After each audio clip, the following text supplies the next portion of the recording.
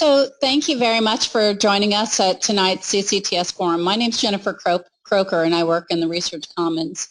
I'm delighted that y'all have come here today because there have been several announcements that have come down the path from the NIH and from the FDA that really have set a new bar of excellence on how we can do our clinical research here at UAB and across the CCTS Partner Network. So I want to say hello to everyone who's joining us on our go-to meeting this afternoon. So without further ado, I'd like to hand the mic to Penny Jester, and she will essentially set the stage and provide some background information on a couple of the new changes. Dr. David Redden and Leslie Cooper will also be joining us this afternoon to give additional insights to some of the things coming down to the pass. So without further ado, I'd like to hand it to Penny. Thank you. So I supposedly have a mic that works, so hopefully you all can hear me. If I need to speak louder, let me know. So as we know, in research, things are constantly changing, and what we're required to do and requirements that come to us are constantly changing. And there's an article out there that kind of covers everything we're going to talk about in a very succinct way, and it's the one that says, "Toward a New Era of Trust and Transparency in Clinical Trials." What the NIH, it's mostly the NIH, but also DHHS and the FDA. So NIH is not the only one who's pushing for this, or for these changes and these enhancements, you might call it. But it's because, you know, if you think about it, we have less research, we have fewer research dollars. We are really responsible to our public for what we do. Those are some of the thoughts behind some of these changes. So we need to be as transparent and do our research better than we've ever done it before. In the past, we've done good research. It's not that people haven't done good research, but we've got to raise the bar for us to remain competitive and to be completely above board with everything we do.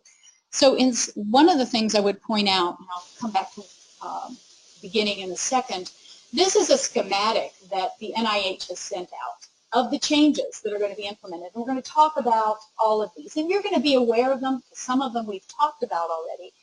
But if you think about it, now there's a mandate for good clinical practice training for everybody who does NIH-funded studies in whole or in part, whatever part of NIH any money you might receive. And that would be, you know, at the beginning. Then there's also clinical trials, RFA and FOA, and we're going to talk about that. That's, you know, the scrutiny that the protocols go through when they're getting approved at the NIH. We also have a single, and David Redden will speak about that, the Single IRB policy. You've been hearing about that, but that's a new mandate, and Leslie is going to speak about that from the IRB perspective. There's a new protocol template that NIH wants us using and the FDA wants us using for phase 2 and 3 studies, and David's going to speak about that also. I'll then end up with clinicaltrials.gov, but these may not be presented in this order because we thought it would be easier for me just to do my two at the beginning, and then we'll follow up with others. And we've been warning you that clinicaltrials.gov is going to increase their rigor, and they have, and NIH has as well, what their expectations are. So the first thing I'm going to talk about is GCPs. And certainly good clinical practices, you know, we've been hearing about that for years, and it's, you know, sometimes the pharmacy or a pharmaceutical company or a device company will require that you have the training, sometimes they don't. If you've done NIH studies, some of the divisions require you have GCP training, some don't. Everybody's going to require it. I was speaking to Loretta Garrity earlier today, and our IRB is going to start scrutinizing when you submit an IRB application. They're going to look for that GCP training. But we'll come to that in just a minute, and I'll talk to you about timelines too. So just for your information, here's the policy. If you want to look it up, and this is the address for where you can find it. It's pretty straightforward. As we all know, you know, GCPs are to help us conduct our studies better. They also apply to designing studies and reporting, but primarily they're all about how you conduct a clinical trial. And that's, you know, what is critical to having good, rigorous research. The data will be very strong. So what the mandate is, and this is not coming from the FDA or DHHS, but it comes from NIH.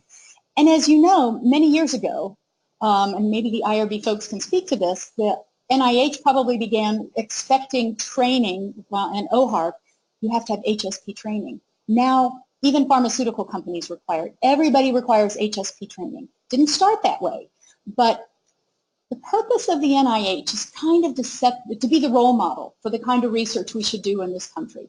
It's, that is their responsibility.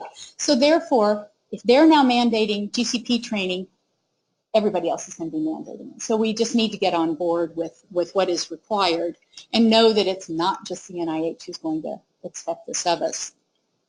So for those of you who aren't familiar with GCPs, they're very simple principles in many ways, but they address the safety, integrity, and the quality of research of clinical trials that we do.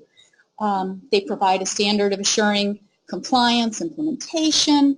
They address IRBs. They address responsibilities of the research team. They're not, as I've mentioned in other venues, they are not unlike the Code for Federal Regulations. In fact, when you put the two next to each other, they nearly mirror each other. The advantage to the ICH GCPs is I would always tell anyone they're easier to read, but they also are accepted internationally, which makes our research much more acceptable and applicable in international venues. Okay, now I just pushed the wrong button. Sorry about that. I was afraid that would happen. All right. But what are GCPs? That's often the question. No matter what a GCP is, it addresses one of two things, one of two very simple things. When you conduct a study, assuring the best practices for assuring safety and the best practices for collecting good data. Awfully simplistic, but as you know, there are a multitude of rules out there that give us guidelines on how to implement these two principles. But that's really what a good clinical practice is. We focus on ICH GCPs, International Conference on Harmonization Good Clinical Practices. This was a set of principles and guidelines that really began in 1996, and many countries were involved. Europe, Japan, United States. Other countries were included as well in the development of the GCPs or ICH GCPs. But a number of countries have adopted them as law. In the U.S., we didn't adopt them as law because we have our Code for Federal Regulations, and we are Americans, so we want to keep our own thing going. But again, they match each other in many, many ways. There are some nuances that are different, but we won't go into that. And again, as I said, it's not that one of the things people need to know too is I've heard people say, but I've done my HSP training, I've done my IRB training. It is not really the same. It doesn't carry we don't cover the same things. Now there's overlap. There certainly is a connection when you talk about safety of human subjects, but GCPs go beyond that into implementing and roles and responsibilities and that sort of thing. So it's important to know that they are different. So what the mandate is that GCP training can be achieved through, and this is a direct quote from the requirement, that GCP training may be achieved through a class or course, academic training program, or certification from a recognized clinical research professional organization. As always, regulations are quite open-ended, and it's like, well, what does that mean? So we've been struggling with that here, but we have a solution. And you must attend a course every 3 years. That's something that is now going to be implemented across the board. Who should take it? Investigators, anybody on the research team, from your regulatory staff to your coordinators to I would even have my financial administrators taking it, because there are so many things that they interface with in the conduct of a study. And the bottom line is anybody who's on the HSP is probably going to be required, I would say, until this comes out in writing. I can't say for sure, but I would imagine if they're on the HSP application, on your IRB application, they will need to have a record or certification that they've had GCP training. And just this is sort of a sidebar, this really isn't applicable at this point, but it will be very soon. They are making some changes to the ICH GCPs. It's going to be revision 2. They haven't made changes in almost 10 years. It's interesting because the changes they're implementing are things that are in the Code for Federal Regulations. It's about data security. They've never addressed that before. The one thing that's not is, excuse me, I'll go on to the other things. They're going to require more oversight, that the investigator will actually be documented that he has to have oversight of any third parties that are involved in the research that he may be in charge of. Again, I mentioned the technology. They've described corrective action plans that if you are doing a study and you have a problem, it's going to be expected that you do corrective action plans and preventive measures. Additionally, risk management will be associated with risk-based monitoring and also including in your office or in your research area some quality management systems. Again, these are expected to be implemented and finalized this year, but they have not.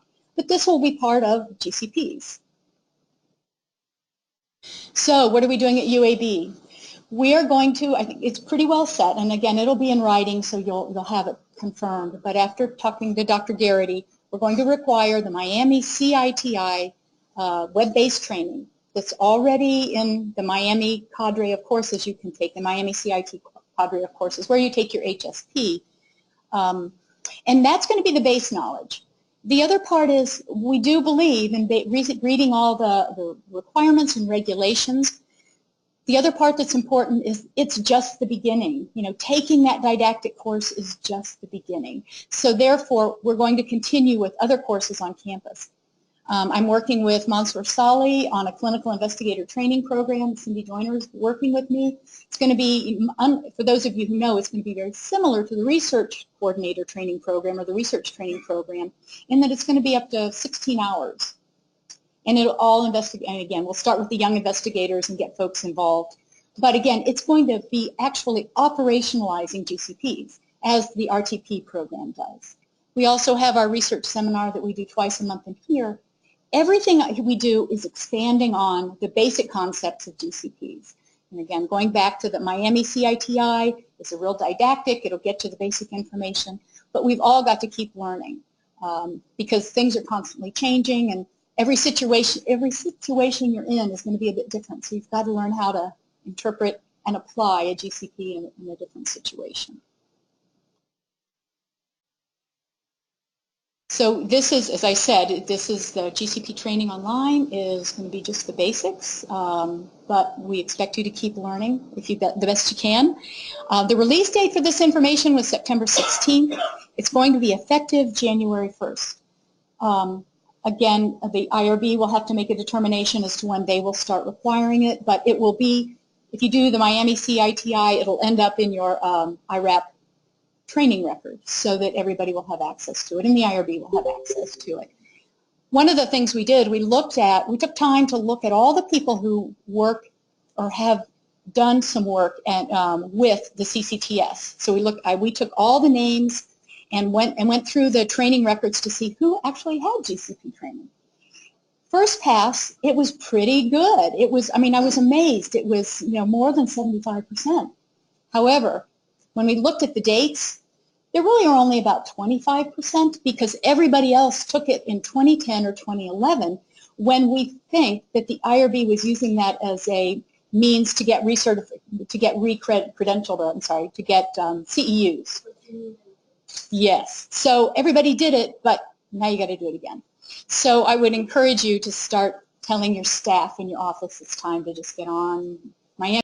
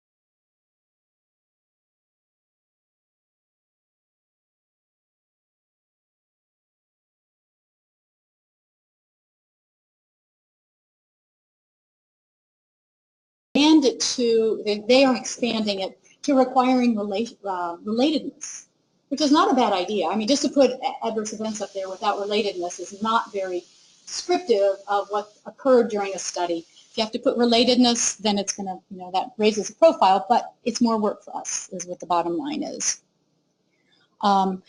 Legal consequences, I'll talk about that in a minute. They've expanded what may happen to us if we don't do our reporting, results and registration.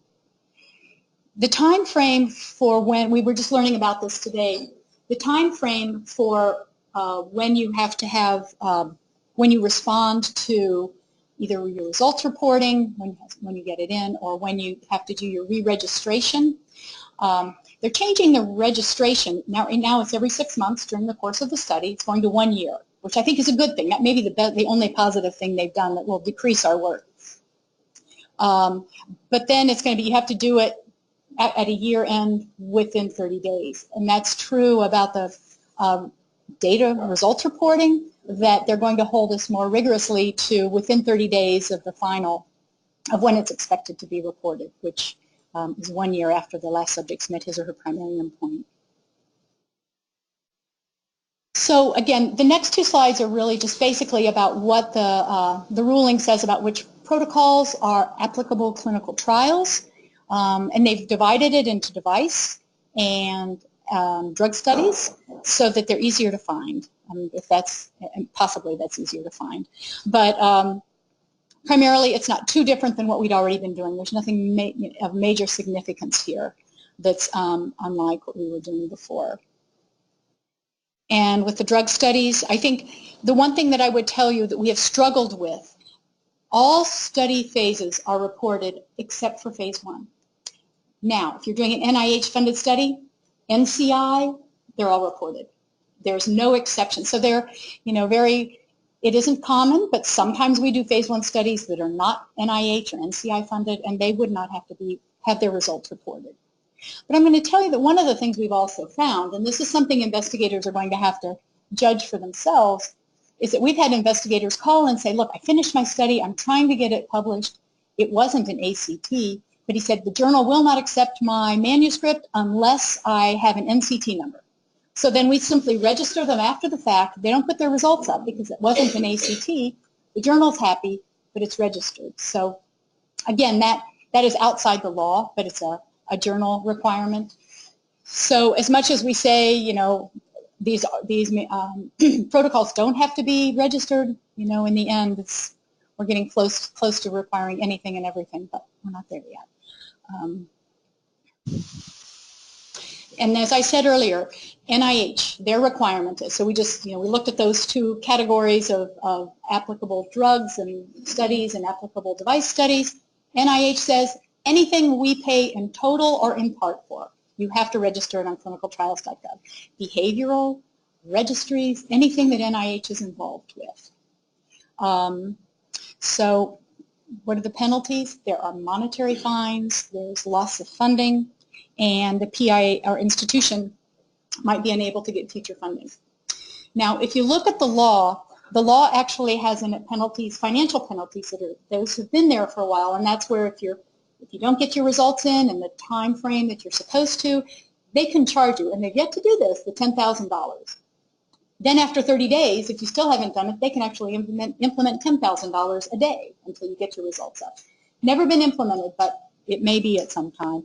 The thing that's new is this whole loss of funding. And this is actually in the ruling now, that if you don't report your results, you're liable to lose funding for that study or future studies. The NIH has actually said that if an investigator, and again, is delinquent in reporting his results, he or she may lose funding. The institution might be impacted also by the institution not being able to get more funding. Now that's pretty extreme, but it just shows the intent of NIH to say the institution is responsible for making sure their investigators get all their, to have their protocols registered. So again, this is more detail, and again, you can have these slides if you, again, we'll get those to you. This is what's in the Federal Registry, exactly. But so they're really quite serious about making this happen. And now that it's a law, now that it's a final rule, they actually might implement this. So the challenge is it's going to be, we'll have more protocols being registered. There's going to be more results reporting. There's going to be more scrutiny is going to be needed at the local site. One of the things I would recommend, and this kind of plays into what David's going to be talking about, but writing outcome measures, I have to tell you, is the biggest headache and the biggest problem with any of the results reporting that we ever have to do. They don't get written well. But we're going to have to learn to do it better, because I do believe, again, now that it's a final rule, these penalties may actually come into play at this point. More information is coming. We hope so. That from the call that we had today, what I understand is going to happen, they're still building and modifying ct.gov and the whole website. January 18th is when they're going to implement it. And there's going to be kind of soft rules for 3 months. And then after 90 days, that's it. You've got to do it right after 90 days, or then we'll start to get in trouble.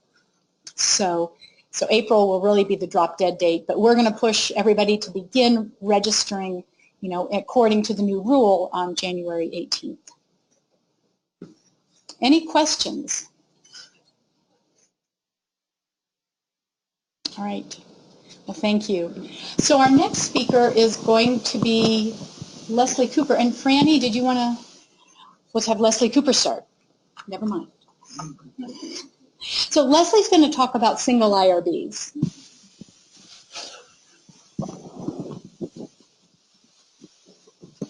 And that's another part of the mandate. And Leslie will walk you through that.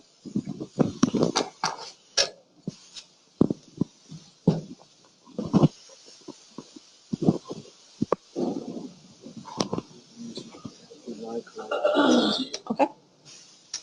All right. Can you all hear me? Okay. I think I know most of you, but I'm Leslie Cooper. I'm the interim director in the Office of the IRB. So thanks for having me today.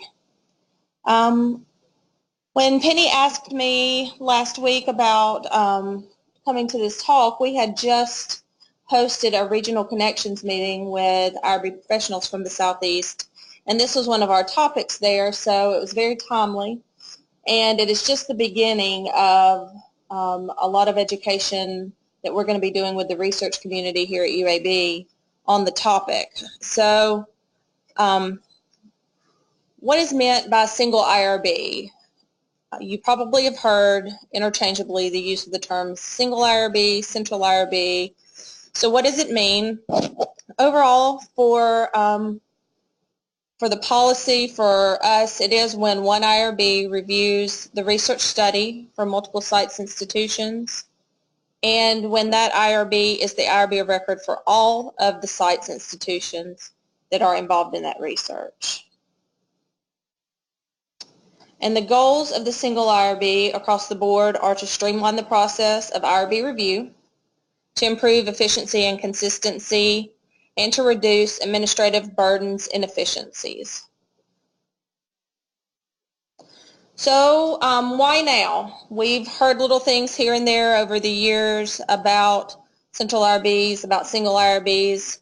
Why has it come up? A little bit of history is we've all heard about it coming into play with the notice of proposed rulemaking that has been being discussed in September of 2015. The Department of Health and Human Services published its notice of proposed rulemaking for revisions to the Common Rule, and as it's quoted as saying, to modernize, strengthen, and make more effective the federal regulations for the protection of human subjects, which is the Common Rule. And within these revisions to the Common Rule, one of the proposals is for U.S. institutions that are engaged in cooperative research to rely on a single IRB for that portion of the research that takes place in the United States. And while this notice of proposed rulemaking came out last September, and there was an advance notice before that, there's been lots of discussion, lots of rumors on when it's going to come out, when the final rule is going to be out. The rules have not yet been finalized. And then we get to why we're here today is the NIH policy. And in June, the final NIH policy on the use of single IRB of record for all multi-site research was issued. And with that new policy, all sites participating in multi-site studies involving non-exempt human subjects research funded by the NIH will use a single IRB to conduct the ethical review required of the research. And the policy applies to all competing grant applications, new, renewal, revision, or resubmissions with receipt dates on or after May 25th, 2017, and that's receipt to NIH. So what does this mean, or what are the details really of the policy? It is domestic sites only, NIH-funded multi-site studies. Multi-site is defined as 2 or more sites, and where the sites will conduct the same protocol. Sometimes you have protocols where certain things are being done at this site, certain things are being done at a different site. That's not what they're talking about. It needs to be the same protocol being done at all the sites, and foreign sites are not expected to follow the policy. It does cover research supported through NIH grants, cooperative agreements, contracts, intramural research program, but doesn't apply to their career development, research training, or fellowship awards. So the NIH policy does lay out what the applicant's responsibilities are come time to do their applications for funding, and so the applicant of the funding would include in the application or proposal their description of the use of the single IRB that will be selected to serve as the IRB of record for all the study sites. So it's expected that you would go ahead and make that decision prior to doing your funding application. You would include a statement that all the participating sites will adhere to this policy, and a description of how the sites and single IRBs will communicate. If for some reason you have delayed onset research where your single IRB has not yet been identified, there is a mechanism where NIH allows for you to include in your application or proposal a statement that, of course, you will follow the policy and that you will inform the NIH funding center or institute of your plan to use a registered IRB of record before initiating your research. And then just quickly, the applicant may request direct cost funding. This could be a whole other day conversation and will be as we begin doing more education about this, but just to quickly go over what the policy itself states is that applicant may request direct cost funding for the cost of establishment and review of the multi-site study by the single IRB. It, of course, requires appropriate justification, and it must be reasonable and consistent with cost principles per the NIH grants policy statement and federal acquisition regulation. And I took the time to make sure I had on hand what those are, so if you have any questions about cost principles, the 4 tests and all that, I'll be happy to share that with you after this. That is not my area of expertise, so I surely didn't know. And then, of course, as with everything, there are exceptions. As stated in the policy, NIH makes the exception when a single IRB review is prohibited by federal, tribal, or state laws, regulations, or policies. And then they also will take requests for exceptions that they will consider, see the circumstances, see your reasons. They don't give any examples in the policy of why they would consider exceptions, but that is what they include in the policy. So that is the layout of the NIH policy on single IRB for multi-site research. It's a pretty easy read to go through and see exactly what the policy says. Just wanted to briefly go over it. But I thought with that, you guys would probably be interested in knowing kind of where we are, what we've done thus far that relates to us using single IRB, us being a single IRB, and kind of what our plans are, what our to-do list is as an Office of the IRB in moving this forward. We don't yet have a timeline, a specific timeline to let you know when everything's going to be up and running and ready, but we have several things that we know that we need to get ready for to give you what you need to make this happen. So just in terms of our overall experience at UAB here, we've relied on outside IRBs, for a long time. Western IRB, that's when I first came to the Office of the IRB, 2003. We have relied on Western IRB for review of our industry-sponsored protocols. Now that's commercial, central IRB, a little bit different than the circumstances here with these federally funded protocols, but we certainly have a relationship with understanding how to divvy out responsibilities and send out protocols to an outside IRB. Over the course of the years, we started a relationship where we were sending our oncology research to the National Cancer Institute, Central IRB. We started slowly sending just the pediatric ones and have branched out to do send the protocols to the adult NCI, Central IRB. We've utilized a couple of Central IRBs that have been set up at institutions. Those involved NeuroNext, which involves some neurology studies, StrokeNet, and we've been involved pretty much since the first year with IRB Share. How many of you have worked any with IRB Share, which is now known as IRB Choice? Anybody in here? Okay, so what that is it is where you can, IRB Share was originally through Vanderbilt University, and it was a shared reliance model that two institutions could sign on a reliance agreement to IRB Share to be able to rely on any of the other institutions, IRBs, that are part of IRB Share, and share the review in some type of, in a certain type of manner called a shared review. Over time, the Vanderbilt got some additional funding, broadened it to allow for a full reliance model in addition to a shared review, and changed the name to IRB Choice. That was just in the past couple of years. I know this is a quick overview, and we're going to have to do a lot of extra trainings about this. Again, it's not really the topic, but just briefly, we've been involved when it was a shared review. We've been involved when it was a complete reliance. We've been the lead IRB. We've been a relying IRB. So, I'm sorry, relying institution. And then we've had a long-standing relationship with Vanderbilt University's IRB outside of IRB Share / IRB Choice, where we've used them anytime we've had an institutional conflict of interest. So we have a pretty good idea of how to do this, to rely on outside IRBs. Any of you that have used Western IRB have seen our institution review forms -WIRB that you fill out. We have another one that says institution review form -relying on outside IRBs when it's relying on any of these other groups, and that's going to be put on our website. So it's becoming more and more commonplace, and so we're pretty comfortable with doing this.